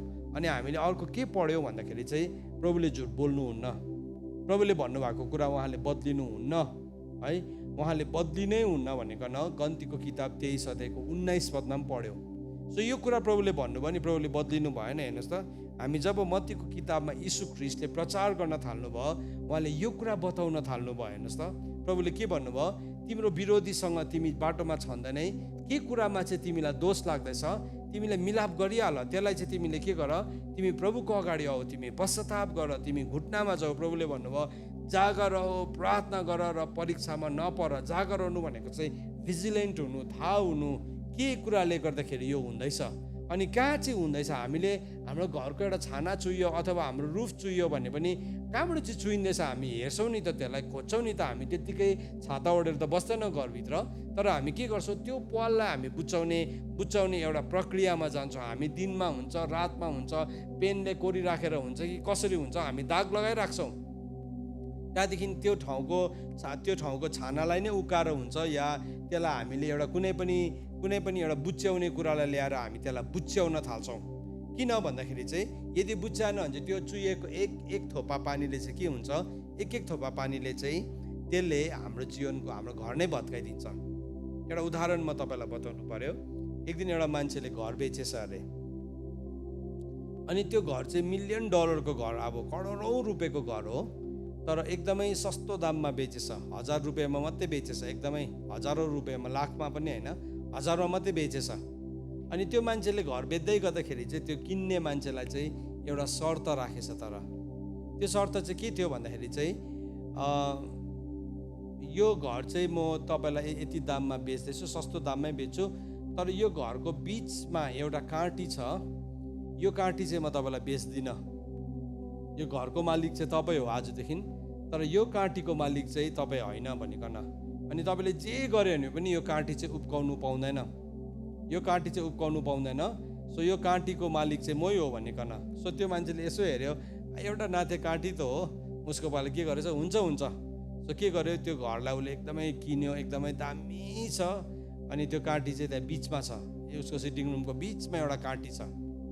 अनि यसो कोही बेला त्यो काँटी देख्दाखेरि, सफा गर्दाखेरि चाहिँ उसको मनमा आउँथेछ यो काँटी चाहिँ किन चाहिँ त्यो मान्छेले चाहिँ नबेचेको, यो पनि बेचिहालेको भए हुन्थ्यो, तर यो नाथे काँटी केही पनि होइन भनिकन। तर समय बित्दै गयो, 1 वर्ष 2 वर्ष एकदमै उनीहरू घरमा आराम सुखसँगले बसिरहेको छ। एक दिन त घरको मालिक आएछ, ढकढक आयो। अनि यसो हेरेको त घरको मालिक, तपाईँहरू कस्तो हुनुहुन्छ, हामी एकदमै राम्रै छौँ, सबै कुरा बस्नुहोस्, तपाईँ बस्नुहोस्। अनि तपाईँले चिया खुवायो। अनि उसले के भन्यो, तपाईँलाई मैले त्यो काँटी बेचेको थिइनँ नि, आज त्यो काँटीमा मेरो एउटा सामान राख्नुपर्ने छ। अन्त उसको पुरानो टोपी रहेछ एउटा, त्यो काँटीमा झुन्डाइराख्यो, पुरानो टोपी। यसो हेऱ्यो अब उसको सिटिङ रुम कस्तो सफा दामी दामी महँगो महँगो चिज राखेको, तर त्यो अब त्यो टोपीले गर्दाखेरि अलिकति नराम्रो देख्यो, तर ओके अब ठिकै छ, अब यो टोपी पनि एउटा एन्टिक पिस जस्तै देख्छ भनिकन उनीहरू बसिरहेको थियो। त के भयो, एक दुई दिन बादमा आयो त्यो टोपी निकालेर लग्यो, ढुक्कै भयो घरको मान्छेलाई। तर त्यो सिलसिला बढ्नु थाल्यो बिस्तारै बिस्तारै। त्यहाँदेखि एक दिन त्यो मान्छे आयो, मेरो यो कोट पो झुन्डाउनु पर्यो, यति साह्रो पुरानो मैला कोट उसले झुन्डायो। अब के गर्नु, काँटी त बेचेको छैन, काँटी बेचेको छैन, उसले काँटी किनेको थिएन। हो त्यो काँटीमा फेरि कोट झुन्डायो, फेरि लग्यो। हो त्यसरी अब झुन्डाउने सिलसिला अब बिस्तारै बिस्तारै उनीहरूले त्यो काँटीको दाम बुझ्दै जानु थाल्यो, त्यो काँटीको दाम बुझ्दै जानु थाले बिस्तारै बिस्तारै। एक दिन त के भयो, उसले एउटा मरेको एउटा सिनो लिएर आयो, एउटा मरेको सिनो, एउटा पशुको लास लिएर आयो। अनि उसले के भन्यो, म त्यो काँटीमा झुन्डाउँछु। अनि त्यो घरको मान्छेले भन्यो, यो सिनो त कहाँ झुन्डाउनु पाउनुहुन्छ, अरू त सबै सहिरहेको छ। तर त्यो मान्छेले अगाडिको कागजपत्र निकालेर देखाइ, हाम्रो एग्रिमेन्ट छ, यो काँटी चाहिँ मैले तपाईँलाई बेचेको छुइनँ, यो घर तपाईँको हो म मानिलिन्छु, तर काँटी चाहिँ मेरै हो। अनि के भयो, त्यहाँदेखि चाहिँ त्यो घरको मान्छेलाई त्यो घर छोड्नु कर लाग्यो। हेर्नुहोस् है, एउटा काँटी नि, एउटा काँटीको सम्झौताले गर्दाखेरि चाहिँ उसले आफ्नो डल्लै घरलाई भत्काउनु पर्यो अथवा छोड्नु पर्यो। त्यस्तै प्रकारले नि शैतानले पनि हाम्रो जीवनमा एउटा काँटी चाहिँ कहाँ ठोकिरहेको हुँदो रहेछ। कसरी त्यो ठोकिनु पायो भन्दाखेरि चाहिँ नि, किनभने प्रभुले अलरेडी भन्नुभएको छ, प्रभुले भन्नुभयो कि तिमीहरूको पिता पुर्खाको अधर्मको दण्ड चाहिँ म 4थो पुस्तासम्म दिन्छु। यो वचनमा लेखिएको छ भने चाहिँ वचनमा लेखेको कुरा चाहिँ शैतानले जहिले पनि दाबी गर्छ। हामी पनि के गर्छौँ, सधैँ वचन दाबी गर्छौँ नि त है, वचन दाबी गरेर शैतानलाई भगाउँछौँ नि त। सो त्यसले पनि के गर्छ, वचन नै दाबी गर्छ। अनि त्यसलाई यो वचनहरू चाहिँ हामी चर्चलाई भन्दा बेसी चाहिँ शैतानलाई थाहा छ। यो प्रस्थानको किताब 20 अध्यायको 5-6 पद त्यसलाई थाहा छ, यो गन्तीको किताब 14 अध्यायको 18 पद त्यसलाई थाहा छ, जहाँ चाहिँ के भनेर लेखेको छ, अब तिमीहरूको पिता पुर्खाको अधर्मको दण्ड चाहिँ म चाहिँ 4थो पुस्तासम्म। अनि त्यो चाहिँ कसरी भयो भन्दाखेरि चाहिँ हामी जब यो पृथ्वीमा आएकै थिएनौँ, हामी बन्नेकै थिएनौँ, तर वास्तवमा हामी हाम्रो पुर्खाको शरीरभित्र हुँदो रहेछ त्यो मान्छे है। यदि नहुने हो भने त बाइबलले यो अघि हामीले हिब्रूको किताब 7 अध्यायमा लेखेको कुरा 9 अनि 10 पदमा लेखेको कुरा भन्ने नै थिएन। बाइबलले एकदमै सफासँगले भन्यो कि जब अब्राहमले मल्किसेदेकलाई भेटी चढाउँदै थियो, त्यति बेला चाहिँ लेवी चाहिँ अब्राहमको शरीरभित्र थियो भनिकन भन्दैछ। भन्नुको मतलब 4वटा पुस्तालाई चाहिँ एउटा मान्छेले बोकिरहेको छ। सुन्नुहोस् है, तपाईँ आज जवान व्यक्ति हुनुहुन्छ या तपाईँ कोही पनि हुनुहुन्छ है, तपाईँले पापसँग सम्झौता गर्दै हुनुहुन्छ, तपाईँ व्यभिचार गर्दै हुनुहुन्छ, तपाईँले यो शरीरबाट अपराध गर्दै हुनुहुन्छ भने चाहिँ नि त्यो अपराधसँग चाहिँ नि 4वटा पुस्ता चाहिँ जोडिँदै गरेको हुन्छ। आफै अटोमेटिकली उनीहरूको डिएनएमा पनि त्यो कुरा लेखिनु थाल्छ। डिएनए हामीभित्र नि, हाम्रो शरीरभित्र एउटा यस्तो शक्तिशाली प्रिन्टर छ, एउटा यस्तो डरलाग्दो प्रिन्ट गर्ने छाप्ने एउटा मसिन छ जो हामी देख्दैनौँ। मैले तपाईँलाई उदाहरणको लागि मैले तपाईँलाई अहिले नि मैले एउटा केरा भन्ने बित्तिकै तपाईँको माइन्डमा आइहाल्छ, केरा, हरियो केरा भने नि तपाईँले सम्झिन सक्नुहुन्छ, पहेँलो केरा भने नि तपाईँले सम्झिन सक्नुहुन्छ, रातो एप्पल भने तपाईँले सम्झिन सक्नुहुन्छ, हरियो एप्पल भने नि तपाईँले सम्झिन सक्नुहुन्छ। किन भन्नुहोस् त, अलरेडी छापिएको छ हाम्रो माइन्डमा, देख्दै गर्दाखेरि त्यो छापिएको। त्यस्तै प्रकारले त्यो छापिने कुराहरू चाहिँ नि एउटा मान्छेको डिएनए भित्र पनि छापिँदो रहेछ। हेर्नुहोस् है, अधर्मको शक्ति, अधर्मलाई नि हामीले हल्का लिनु हुँदैन, अधर्मलाई नि हामीले हल्का लिनु हुँदैन, पापलाई नि हामीले हल्का लिनु हुँदैन कहिले पनि। सो एउटा मान्छेले भन्छ, ओ म पाप गर्दाखेरि मैले कसैले पनि त देखेन, मैले गुप्तमा गरेको कुराहरू कसैले पनि देखेन। तर तपाईँले गुप्तमा गर्नु हुँदाखेरि नि त्यो चाहिँ तपाईँभित्र एक्सपोज हुँदै थियो। तपाईँ अहिले त हामी डिजिटल क्यामेरा बोक्छौँ, अहिले त हाम्रो फोनमै क्यामेरा छ, आजकल त हामीलाई एल्बम पनि चाहिँदैन। तर आज भन्दाखेरि केही वर्ष अगाडि हामीले फोटो धुन्थ्यौँ नि है, तपाईँहरूले चलाउनु भएको नि है त्यस्तो क्यामेरा है, फोटो धुने क्यामेरा 32वटा हो कि कतिवटा हुन्थ्यो रिल पनि एउटामा, अनि के हुन्थ्यो 32वटामा त्यो खिचिसकेर लगेर हामीले फोटो धुने दोकानमा पसलमा हामी दिन्थ्यौँ। अनि त्यो पसलभित्र चाहिँ एउटा डार्क रुम हुन्छ। तपाईँले देख्नुभयो कि भएन, मेरो साथीको चाहिँ त्यस्तो त्यो उसको ल्याब थियो, एउटा फोटो ल्याब थियो, अनि उनीहरूको एकदमै ठुलो पसल पनि थियो। अनि त्यो ल्याबमा हामीलाई कोही बेला उसले लान्थ्यो। सो त्यो ल्याबभित्र चाहिँ डार्क रुम भन्थ्यो। अनि त्यो डार्क रुमभित्र चाहिँ के गर्दो रहेछ भन्दाखेरि चाहिँ त्यो जुन चाहिँ पनि अघि क्यामेराको रिल छ, त्यो क्यामेराको रिललाई चाहिँ उनीहरूले एउटा अँध्यारो कोठामा लान्छ। अनि अँध्यारो कोठामा लगेर एउटा मसिनमा हालिकन, या पहिला त म्यानुअली गर्थ्यो, या मसिनमा हालिकन मेसिनले एउटा यस्तो लाइट हिर्काउँछ। अनि मुनि चाहिँ एउटा कागजको यस्तो डल्लो रोल राखेको हुन्छ। अनि त्यो कागजको रोलमा चाहिँ एउटा केमिकल दलेको हुन्छ, मेसिनले नै दल्छ केमिकल। अनि त्यसले चाहिँ यसरी फ्ल्याट फ्ल्याट फ्ल्याट गरेर 3 खेप हिर्काउँछ। अनि त्यो 3 खेप हिर्काउँदाखेरि चाहिँ नि त्यो अघि जुन चाहिँ त्यो रङ टालेको छ, त्यो टालेको त्यो एउटा सेतो कागज नै देखिरहेको थियो हाम्रो आँखाले हेर्दै गर्दाखेरि त। तर जब त्यसमाथि लाइट पर्नु थाल्यो, त्यो चाहिँ 3 खेप यसो लाइट हिर्काउँदाखेरि चाहिँ त्यो एउटा फोटोमा परिणत हुन्छ। हेर्नुहोस्, त्यसको लागि चाहिँ डार्क रुम चाहिन्छ, अँध्यारो रुम। त्यस्तै प्रकारले नि हाम्रो जीवनको अँध्यारोमा गर्दै गरेको पापहरू, हाम्रो जीवनको गुप्तमा गर्दै गरेको पापहरू, त्यो चाहिँ के हुँदै गरेको हुन्छ नि हाम्रो डिएनए भित्र चाहिँ त्यो छापिँदै गरेको हुन्छ। त्यसरी नै एक्ज्याक्टली त्यसरी नै छापिँदै गरेको हुन्छ। अनि त्यो चाहिँ के हुन्छ, अब मैले एउटा जवानीमा पाप गरेको छु भने त्यो पापसँग चाहिँ मेरो छोराछोरीले सफर गर्छ, त्यही पापसँग उसले पनि सफर गर्छ। अनि त्यहाँदेखि आउने मेरो नाति नातिनालाई पनि सफर गर्छ। तर अब हामीलाई यो कुरा थाहै थिएन नि त, यो कुरा थाहै थिएन। तर वास्तवमा वचनमा लेखिएको रहेछ नि यी कुराहरू। तर हामीले किन बुझेनौँ भन्दाखेरि चाहिँ किनभने हामीले परमेश्वरको वचनमा रुचि नै दिएनौँ। अन्त त प्रभुले के भन्नुभयो, मेरो प्रजाहरू चाहिँ ज्ञानको कमीले गर्दाखेरि नाश भइरहेको छ, किनभने उनीहरूले मेरो वचनलाई इन्कार गरे। हेर्नुहोस् है, जब पनि हामी परमेश्वरको वचनलाई इन्कार गर्छौँ नि, जब पनि हामी परमेश्वरको व्यवस्थालाई, होसेको किताब 4 अध्यायको 6 पदले भन्छ, मेरो प्रजा चाहिँ ज्ञानको कमीले गर्दाखेरि नाश भएको छ। होसेको किताब 4 अध्यायको 6 पद। जब हामीमा नि परमेश्वरको ज्ञान हुँदैन, अनि जब हामी परमेश्वरको व्यवस्थालाई इन्कार गर्छौँ, जब हामी परमेश्वरको व्यवस्थालाई बेवास्ता गर्छौँ, त्यति बेला चाहिँ के हुन्छ, हामी नाशको कगारमा पुगेको हुन्छौँ, हामी नाश हुने ठाउँमा पुगिसकेका हुन्छौँ। हामीलाई थाहै हुँदैन। त मलाई कस्तो लागिरहेको छ, ओ मेरो त राम्रै भइरहेको छ, मलाई सबैजना मान्छेले माया गरिरहेको छ, सबैजना मान्छेले मलाई राम्रै बुझिरहेको छ। अनि हामी चाहिँ त्यो भ्याल्युलाई लिन्छौँ, हामी चाहिँ त्यो हिसाबले हामी जीवनमा निर्णयहरू लिन्छौँ, कार्यहरू गर्छौँ। तर सुन्नुहोस्, यो कुरालाई हामी आज सिकौँ, परमेश्वरको अगाडि चाहिँ हामी उठाङ्गो छौँ। परमेश्वरको अगाडि चाहिँ हामी यति साह्रो नाङ्गो छौँ, हामी कोही पनि त्योदेखि लुक्नु सक्दैनौँ, हामी कोही पनि भाग्नु सक्दैनौँ। भजन सङ्ग्रह 139मा दाउदले भनेको छ, प्रभु तपाईँको उपस्थितिबाट चाहिँ म भागेर कहाँ जाउँ, कहाँ चाहिँ जाउँ प्रभु तपाईँको उपस्थितिबाट? म कहाँ तल पृथ्वीको गर्भमा पुग्यो भने पनि प्रभु तपाईँ त्यहाँ हुनुहुन्छ, 7 डाँडा पारी पुग्यो भने पनि तपाईँ त्यहाँ हुनुहुन्छ।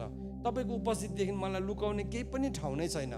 दाउदले चाहिँ के भन्यो, प्रभु म मेरो गुप्त पापहरूदेखि पनि मलाई माफ गरिदिनुहोस्। हेर्नुहोस्, मैले जब नैतिक दुष्टतालाई ल्याउँछु, जब मैले नैतिक दुष्टतालाई ल्याउँछु, तब चाहिँ के हुँदै गरेको हुन्छ भने चाहिँ म भित्र गुप्त पापहरू सुरु हुँदो रहेछ। गुप्त पापहरू जो कसैले पनि थाहा छैन, कसैले पनि थाहा छैन। मैले विवाह गरेँ होला, तर मेरो पत्नीलाई पनि थाहा छैन, कसैले पनि थाहा छैन। तर त्यो पाप चाहिँ बाइबलले भनेको छ ढाकेर छोपिने केही पनि छैन है। ढाकेर छोपिने चाहिँ मतलब छोपेर छोपिने कुरा केही पनि छैन। एक दिन के हुन्छ, अर्को पुस्तामा त्यो देखा पर्नु थालिहाल्छ।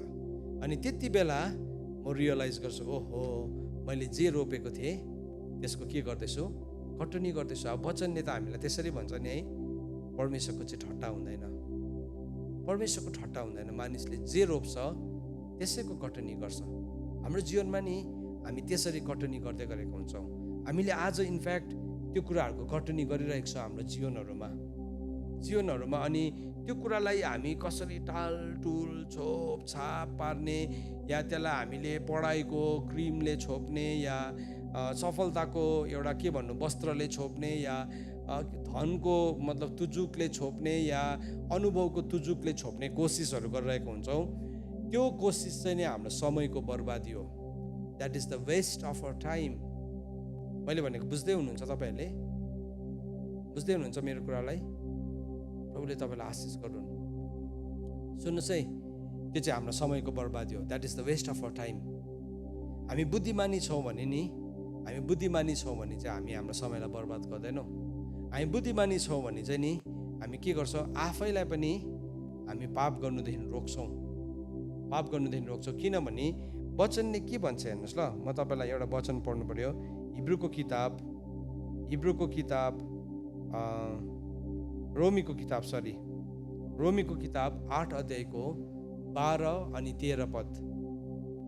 रोमीको किताब 8 अध्यायको 12 अनि 13 पद तपाईँ सबैजनाले हेर्नुहोस्। यहाँ के भनेर लेखेको छ, म पढ्दैछु। यसैले त ए भाइ हो, पापमय स्वभाव अनुसार जिउनलाई हामी पापमय स्वभावप्रति बाध्य छैनौँ, किनकि पापमय स्वभाव अनुसार जिउँछौ भने तिमीहरू मर्छौ। तर यदि पवित्र आत्माद्वारा शरीरका कार्यहरू तिमीहरूले निर्मूल पार्यो भने तिमीहरू जिउने छौ। हेर्नुहोस् त, वचनले भन्दैछ अब म चाहिँ पापमय स्वभाव अनुसार जिउनलाई म बाध्यतामा छुइनँ। किन भन्नुहोस् त, किनभने जुन दिन मैले प्रभु यीशु ख्रीष्टलाई विश्वास गरेँ नि, प्रभु यीशु ख्रीष्टलाई मैले विश्वास गर्ने बित्तिकै प्रभुले चाहिँ के गर्नुभयो भन्दाखेरि चाहिँ मलाई क्षमा गर्नुभएको छ, मलाई क्षमा गर्नुभएको छ। त फेरि यो भन्दै गर्दाखेरि तपाईँले भन्नुहुन्छ कि त्यसो भए चाहिँ किन पुस्त्यौनी श्राप त? अब पुस्त्यौनी श्राप चाहिँ कहाँबाट आयो भन्दाखेरि प्रभुले बोल्नु भएको कुरा हो। अब प्रभुले एकपल्ट बोल्नु भएपछि त्यो कुरालाई प्रभुले झुट बोल्नुहुन्न।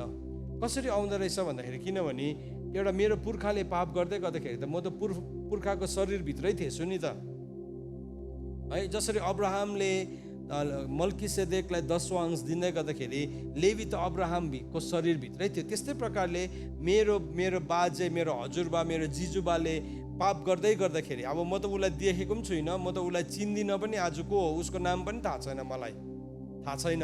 तर त्यो कुराले चाहिँ, त्यो कुराहरूको लागि चाहिँ, त्यो कुराले चाहिँ म अधर्मदेखि मुक्त चाहिँ हुँदिनँ रहेछु।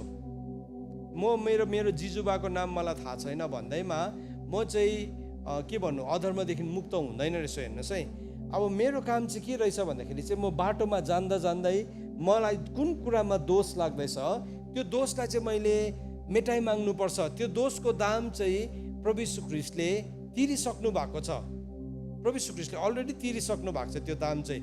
तर हिसाब किताब चाहिँ तिमीले मिलाऊ भन्नुहुँदैछ प्रभुले। मैले दाम तिर्दिएको छु, तर हिसाब किताब चाहिँ तिमीले मिलाऊ। मत्तीको किताब अघि 5 अध्यायको 26 पदमा हामीले पढ्दै थियौँ, 25 पदमा। अनि प्रभुले भन्नुभयो यदि तिमीले मिलाएनौ भने चाहिँ प्रभुले भन्नुभयो म तिमीलाई साँचो भन्दछु, तिमीले अन्तिम पैसा नतिरिन्जेल तिमी त्यहाँबाट कुनै रीतिले उम्किने छैनौ। तिमीले बाटोमै हिसाब मिलाएनौ भने चाहिँ अब यो जीवन अहिले मैले जुन चाहिँ आज पाएको छु, अहिले जिउँदो हुँदैन मेरो हिसाब किताबहरू, मलाई जुन अधर्मको दोष लागेको छ अगाडिको पुस्ताको, अहिले मैले गर्दै गरेको पाप, अहिले मेरो जीवनको अधर्म, अनि अहिले मेरो जीवनको अपराध, यो 4वटा कुराको चाहिँ मैले प्रभुसँग आइकन मैले हिसाब मिलाउनु पर्ने रहेछ।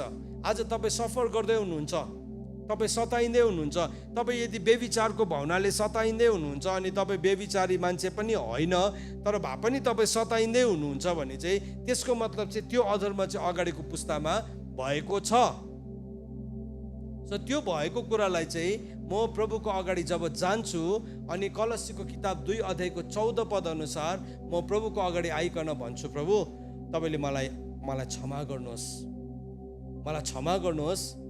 तब के हुन्छ, तब चाहिँ त्यो कुरा मेरो जीवनमा माफ हुन्छ। मेरो पुर्खाले गरेको अधर्मको पापको चाहिँ नि मैले कसैको पापको मैले पश्चाताप गर्नु पाउँदिनँ मेरो बाहेक, तर अधर्म चाहिँ मैले अगाडिको पुस्ताको पनि गर्न पाउँछु। सुन्नुहोस् है, लेवीको किताब 26 अध्यायको 40 पदमा यो लेखेको छ। लेवीको किताब 26 अध्यायको 40 पद एकपल्ट हामी हेरौँ ल। त्यहाँदेखि म तपाईँलाई फेरि अर्को वचन पनि देखाउँछु। सो लेवीको किताब 26 अध्यायको 40 पदमा प्रभुले के भन्नुभएको छ, हामी पढौँ यो कुरालाई।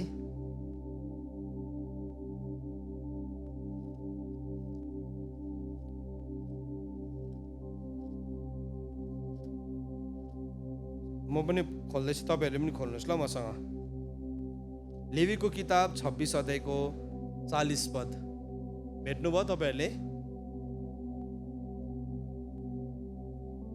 ओके, म तपाईँलाई पर्खिन्छु, तर तपाईँले हेर्नुहोस्। तपाईँले हेर्नु चाहिँ आवश्यक छ। यसो भनेर लेखेको छ, पिता पुर्खादेखिको आफ्नो अधर्म र मेरो विरुद्धमा गरेको पाप तिनीहरूले मानिलियो भने ठिकै छ। हेर्नुहोस् है, वचनले भन्दैछ पिता पुर्खाको चाहिँ अधर्म तिमीले मानिलिनु र तिमीले गर्दै गरेको पाप चाहिँ तिमीले मानिलिनु। वर्तमान चाहिँ मैले गर्दै गरेको पाप हो, र अधर्म चाहिँ पिता पुर्खाको भन्दैछ। तपाईँले भेटाउनु भयो भने वचनलाई। अब त्यहाँ के भनेर लेखेको छ त्यो वचन अझै कन्टिन्यू गर्दैछु। 40देखि नै पढ्दैछु, फेरि सुरुदेखि नै। पिता पुर्खादेखिको आफ्नो अधर्म र मेरो विरुद्धमा गरेको पाप तिमीहरूले मानिलियो भने ठिकै छ। तिमीहरूको विरुद्धमा गएर मैले पनि तिमीहरूलाई शत्रुको देशमा ल्याएको थिएँ। अब तिनीहरूको कठोर हृदय नम्र भयो र यदि आफ्नो अधर्मको सजाय तिनीहरूले स्वीकार गर्यो भने याकुब, इसाक र अब्राहमसँग मेरो करार र देशलाई पनि म सम्झनेछु। दुईवटा कुरा भन्यो। एउटा चाहिँ के हो? पिता पुर्खाको अधर्म, जो चाहिँ मेरो पिता पुर्खाले गरेको थियो, अनि अहिले मैले गर्दै गरेको पाप, दुइटै मैले मानिलिनुपर्छ। अब मान्छेहरू चाहिँ नि आज एकदमै सफर गर्दैछ। अब प्रभु यीशु ख्रीष्टले के भन्नुभयो? मत्तीको किताब 15 अध्यायको 19 अनि 20 पदमा, मत्ती 15 को 19 अनि 20 पदमा प्रभुले के भन्नुभएको छ हेर्नुहोस् है। यसरी लेखेको छ। तपाईँले अब म चाहिँ मेरो नोट्सबाट फटाफट पढ्दैछु, तर तपाईँले चाहिँ बाइबल खोलेर हेर्नुपर्ने हुन्छ। यसरी लेखेको छ, किनकि हृदयबाट नै नम्बर 1 खराब विचार, नम्बर 2 हत्या, नम्बर 3 परस्त्री गमन, नम्बर 4 बेविचार, नम्बर 5 चोरी, नम्बर 6 झुटो गवाई, नम्बर 7 निन्दा। यो सबै कुरा कहाँबाट निस्किन्छ अरे? हृदयबाट। कहिले रोपिएको रहेछ हाम्रो जीवनमा? अगाडिको 4 पुस्ताको अगाडि रोपिएको रहेछ। 4 पुस्ता अगाडि रोपिएको रहेछ त्यो कुरा चाहिँ। अब यसलाई चाहिँ हामीले के गर्नुपर्ने रहेछ भन्दाखेरि चाहिँ यो सबै कुराले चाहिँ हामीलाई अशुद्ध बनाउँछ। यसले चाहिँ हामीलाई फोरी बनाउँछ। अब कतिवटा कुरा हाम्रो पुस्तामा सुरु गरेको होला, हाम्रो पुस्तामा पनि सुरु गर्न सक्छौँ हामीले, तर कतिवटा चाहिँ अगाडिको पुस्ताबाट सरेर आएको। अब यो सबै कुरालाई चाहिँ हामीले लेवीको किताब 26 अध्यायको 40 पद अनुसार चाहिँ हामीले मानिलिनुपर्ने रहेछ प्रभुको अगाडि आइकन। प्रभु, म मानिलिँदैछु, म चिन्दिनँ मेरो पुर्खालाई, अनि म व्यभिचार गर्नु चाहने व्यक्ति पनि होइन, तर म व्यभिचारको भावनाले सताइँदैछु। म लोभ गर्नु चाहने मान्छे पनि होइन, तर लोभको भावनाले म सताइँदैछु। म रिस गर्नु चाहने मान्छे पनि होइन, तर रिसको भावनाले म सताइँदैछु। म एकदमै के भन्नु, झुटो गवाई दिनु मन पराउने मान्छे होइन, तर मेरो मुखबाट निन्दा र झुटो गवाई निस्किहाल्छ। अब त्यो चाहिँ के हो? अगाडिको पुस्तामा सुरु भएको रहेछ नि त। या त हामीले सुरु गर्यो भने चाहिँ त्यो कुराले अब हाम्रो छोराछोरीहरू सताइन्छ। आज तपाईँको छोराछोरी कोही पनि हुनुहुन्छ, तपाईँको छोराछोरी ड्रग एडिक्सनमा सताइँदैछ है। अब हाम्रो इसाईहरूको छोराछोरीहरू पुरा सताइएको छ नि ड्रग एडिक्सनमा। अब तपाईँ त सेवक हो, तपाईँ त ड्रग्स खानुहुन्न, तर कसरी चाहिँ एउटा सेवकको छोरा चाहिँ ड्रग एडिक्ट भयो त? कसरी चाहिँ भयो त? त्यो प्रश्न चाहिँ हामीले सोध्नुपर्छ। अब त्यसको बिउ चाहिँ अगाडिको पुस्तामा रोपेको हुनसक्छ। तपाईँलाई सताएन होला त्यो कुराले, तर तपाईँको छोरालाई सताउँदैछ। सो यो समस्या हो नि त। यसलाई हामीले आँखा चिम गरेर हुँदैन। रिह्याब त्यसको एन्सर होइन, तर एन्सर चाहिँ के हो भन्नुहोस् त? हामीले अपराधलाई मानिलिनु। एन्सर चाहिँ के हो? त्यो नानीलाई राखिकन यो कुरा बताउनु, पारिवारिक वेदी खडा हुनु हो एन्सर चाहिँ, अरू कुराहरू होइन। हामी विभिन्न कुराहरू गर्छौँ। जबसम्म हामी परमेश्वरको वचनलाई मान्दैनौँ नि, हामी स्वतन्त्रै हुन सक्दैनौँ। म तपाईँलाई एउटा उदाहरण देखाउन चाहन्छु। फेरि मत्तीको किताब 1 अध्याय, अस्ति पनि मैले तपाईँलाई यो पढेर सुनाउँदै थिएँ, फेरि एकपल्ट पढेर सुनाउन चाहन्छु। मत्तीको किताब 1 अध्यायको 5 पद। दाउदको वंशवाली छ त्यहाँ। मत्तीको किताब 1 अध्यायको 5 पदमा दाउदको, उसको आमा, उसको हजुरआमा, उसको जिजुमा सबैको त्यहाँ उल्लेख गरेको छ। हेर्नुहोस् है, त्यहाँ के भन्दैछ? म 1 को 5 देखि पढ्दैछु। अगाडि पनि छ, तर म दाउदको वंशवालीलाई मात्रै टिप्न चाहन्छु। यहाँ किन भन्दाखेरि दाउद जस्तो धर्मी मान्छे चाहिँ कसरी बेविचारमा लड्यो? नलड्नु पर्ने हो त दाउद, बेविचारमा नलड्नु पर्ने हो दाउद वास्तवमा। तर कसरी त्यस्तो धर्मी मान्छे पनि लड्यो भन्ने कुराको एन्सर चाहिँ यहाँ लेखेको रहेछ नि त। यहाँ लेखेको रहेछ, यहाँ हेर्नुहोस् है। औ सल्मोनले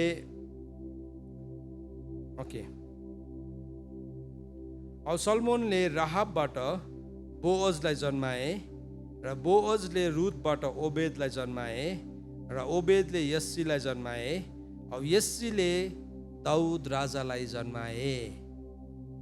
अब दाउदको ग्रेट ग्रान्ड मदर चाहिँ को थिएछ भन्दाखेरि राहाब वेश्या थियो। दाउदको नि जिजु आमा चाहिँ को थियो भन्दाखेरि चाहिँ राहाब वेश्या रहेछ। भेरी इन्ट्रेस्टिङ है। हामी यो एक अध्याय त हामी त्यसै फरर पढेर याद पनि गर्दैनौँ, तर हामीले हरेक वचनलाई ध्यान दिएर पढ्नुपर्छ, एक एकवटा शब्दलाई हामीले ध्यान दिएर पढ्नुपर्छ। अनि अब राहाबदेखि नि तपाईँले तल दाउदसम्म गर्नुहोस् त कति पुस्ता हुँदो रहेछ तपाईँको बाइबलमा हेरेर गर्नुहोस्। राहाबदेखि मुनि अब राहाबबाट बोज एउटा पुस्ता भयो होइन, बोजले ओबेद दोस्रो पुस्ता भयो, ओबेदले यस्सी तेस्रो पुस्ता भयो र यस्सीले दाउदलाई कति पुस्ता भयो? 4 पुस्ता भयो। अघि के भन्नुभएको छ प्रभुले? तिमीहरूको पिता पुर्खाको अधर्म चाहिँ 4थो पुस्तासम्म पनि म भेटाउँछु।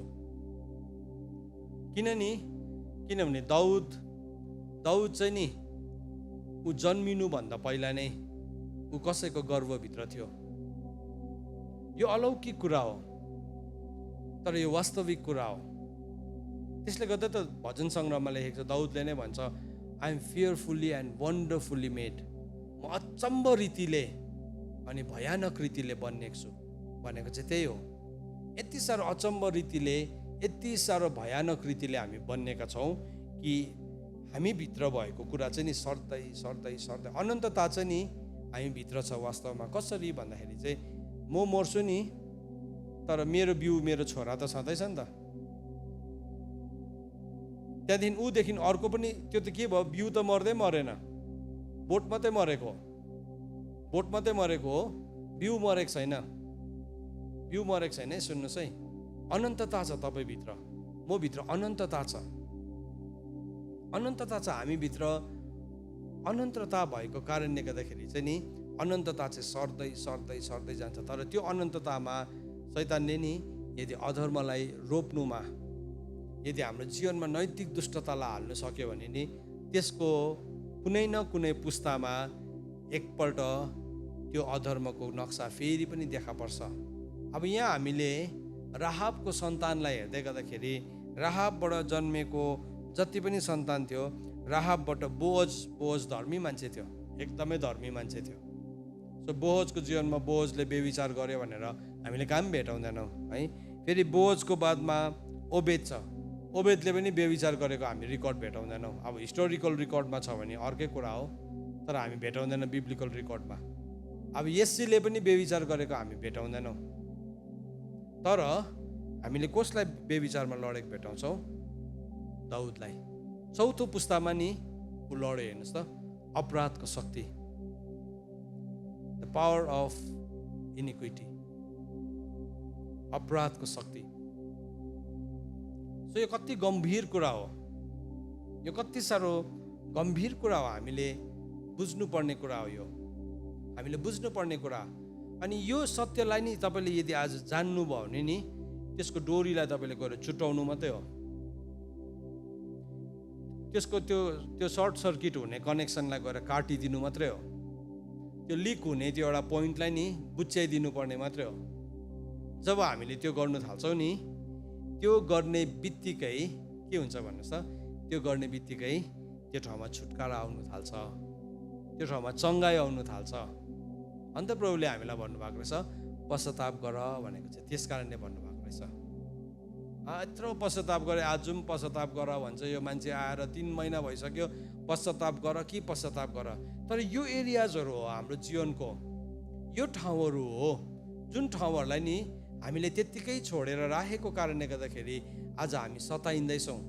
यो ठाउँहरूलाई त्यत्तिकै छोडेर राखेको कारणले गर्दाखेरि आज हामीले सफर गरिरहेका छौँ। तर प्रभुले तपाईँ र मलाई आह्वान गर्नुहुन्छ कि हामीले चाहिँ साँच्चै नै हामीले ट्रुली रिपेन्ट गर्यो भने चाहिँ के हुँदो रहेछ भन्दाखेरि चाहिँ अगाडिको जति पनि कुराहरू छ अब त्यो कुरा चाहिँ मेटिँदो रहेछ। अब कलसीको किताब 2 अध्यायको 14 पदले हामीलाई के भन्छ? तपाईँले खोल्नुहोस् मसँग कलसीको किताब 2 अध्यायको 14 पद। कलसीको किताब 2 अध्यायको 14 पदले के भन्छ भन्दाखेरि म तपाईँलाई पर्खिन्छु है त, तपाईँले खोल्नुहोस् है यो वचनलाई ल। ओके, कलसीको किताब 2 अध्यायको 14 पद यहाँ के भनेको छ म पढ्छु है। उहाँले धार्मिक विधानमा हाम्रो विरुद्धमा भएको लेखपत्र मेटिदिएर जो हाम्रो विपरीत थियो त्यसलाई झिकेर क्रुसमा किल्ला ठोकिदिनु भयो। अब त्यो चाहिँ के हो भन्दाखेरि नि यसलाई चाहिँ नि इङ्ग्लिसमा बिल भनेको छ। बिल भनेको चाहिँ हाम्रो विरुद्धमा भएको रेकर्ड हो अथवा लोन डेट्स हो। सो के गरिदिनु भयो अरे प्रभु यीशु ख्रीष्टले क्रुसमा नि त्यो सबै कुराको दाम तिर्दिनु भएको छ। सबै कुराको दाम तिर्दिनु भएको छ। मेरो पिता पुर्खाले गरेको अधर्मबाट सताइने कुराको दाम पनि प्रभु यीशु ख्रीष्टले तिर्दिनु भएको छ। अब त्यसलाई चाहिँ के भनेको छ नेपालीमा तमसुख पनि भनेको छ। तमसुख भनेको चाहिँ तपाईँले कसैकोबाट ऋण लिनुहुन्छ नि अथवा कुनै रासिन दोकानमा तपाईँको बाँकी चल्छ, ऋण चल्छ भने के गर्छ उसको एउटा बही खाता हुन्छ, एउटा तपाईँको खाता हुन्छ। अनि तपाईँको खातामा तपाईँले आधी किलो चिनी भनेर लेख्नुहुन्छ, दोकानेले यसो एउटा छाप लगाइदिन्छ अनि उसको खातामा पनि के हुन्छ आधी किलो चिनी भनेर लेखेको हुन्छ। त्यसको सबै दाम एउटा के उसले मोट निकालेको हुन्छ, तपाईँकोबाट पनि हिसाब निकाल्छ। अनि जुन दिन तपाईँले गएर तिर्नुहुन्छ त्यो तिरेको दिन चाहिँ के गर्छ उसले त्यो पन्नालाई च्यातिदिन्छ, उसको मेन कपीलाई च्यातिदिन्छ अनि तपाईँको खातामा लेखिदिन्छ पेड। आजको दिनमा यति तारिक फलानोले बाई क्यास अथवा चेक उसले नगद पैसा दिएर या चेक दिएर चाहिँ यति रुपियाँ उसले के गर्यो तिरिसक्यो। त्यस्तै प्रकारले बाइबलले के भन्दैछ हाम्रो विरुद्धमा भएको जति पनि पापको तमसुखहरू थियो यीशु ख्रीष्टले के गरिदिनु भयो अरे क्रुसमा किल्ला ठोकिदिनु भएको छ। अब जब हामी पश्चाताप गर्छौँ नि हो त्यो पश्चाताप गर्दै गर्दाखेरि चाहिँ यो वचनको आधारमा प्रभुले त मेरो तिरिसक्नु भएको छ, अब मेरो हिसाब किताब चाहिँ बाटोमा जाँदै मैले के गर्दैछु मिलाउँदैछु। मेरो जुन वादी छ मेरो जुन विरोधी छ त्यसले त दोष लगाइरहेको छ नि अझै पनि, तर म के भन्छु यी प्रभु यीशु ख्रीष्टले चाहिँ यसको दाम चाहिँ क्रुसमा यसरी तिर्नु भएको छ। अनि त्यसलाई क्लेम गर्ने तरिका त्यसलाई घोषणा गर्ने तरिका चाहिँ के हो पश्चाताप हो। बुझ्नुभयो तपाईँहरूले मैले भन्ने कुरालाई बुझ्दै हुनुहुन्छ? सुन्नुहोस् है, त्यसलाई क्लेम गर्ने तरिका त्यसलाई दाबी गर्ने कुरा चाहिँ पश्चातापद्वारा हो। सो जब हामी पश्चाताप गर्छौँ ट्रुली रिपेन्ट गर्छौँ तब के हुन्छ अब त्यो दाम जो हाम्रो पापले कमाएको दाम थियो त्यो चाहिँ अब के भयो सेटल भयो। सो के भयो न्यायाधीशकोमा पुग्नुभन्दा अगाडि नै के भयो सेटल भयो। हामीले प्रभुको अगाडि मानिल्यौँ अन्त त बाइबलमा भनेको छ यदि हामीले आफ्नो अपराधलाई मानिलिन्छौँ भने त्यसरी लेखेको छ पहिलो यूहन्ना 1 अध्यायको 9 पदमा होला 7, 8, 9 पदमा लेखेको छ। म पढिदिनु पर्यो, तपाईँहरूले पनि हेर्नुहोस् मसँग। पहिलो यूहन्ना 1 अध्यायको 7, 8, 9 पदलाई हामी हेरौँ ल के भनेर लेखेको रहेछ। ओके 9 पदलाई पढ्छु म। यदि हामीले आफ्नो पाप स्वीकार गर्यो भने हाम्रो पाप क्षमा गर्न र हामीलाई सबै अधर्मबाट हेर्नुहोस् त सबै केबाट अधर्मबाट पहिलो यूहन्ना 1 को 9 पद सबै अधर्मबाट शुद्ध पार्नलाई उहाँ विश्वासयोग्य हुनुहुन्छ। तर त्यसको मुनि 10 पदमा हेर्नुहोस् यदि हामीले पाप गरेका छैनौँ भने हामी भन्छौँ भने त उहाँलाई झुटा तुल्याउँछौँ र उहाँको वचन हामीमा हुँदैन। पश्चाताप किन चाहिँ पश्चाताप गर्नु? अब वचनमा हामीलाई पश्चातापले चाहिँ के गर्दो रहेछ भन्दाखेरि चाहिँ हामीलाई परमेश्वरको राज्यको लागि तयारी बनाउँदो रहेछ। We are being prepared for the kingdom of God. परमेश्वरको राज्यको लागि हामी तयारी हुँदैछौँ दिन प्रतिदिन। तर हामी त्यत्तिकै म ठिकै छु म राम्रै मान्छे हो, अब कसले झुट बोल्दैन, कसले अलिअलि पाप गर्दैन भनेर हामी बसिरहन्छौँ भने चाहिँ हामी आफैलाई धोका दिँदैछौँ। या त हाम्रो जीवनमा अझै पनि गुप्त पाप छ।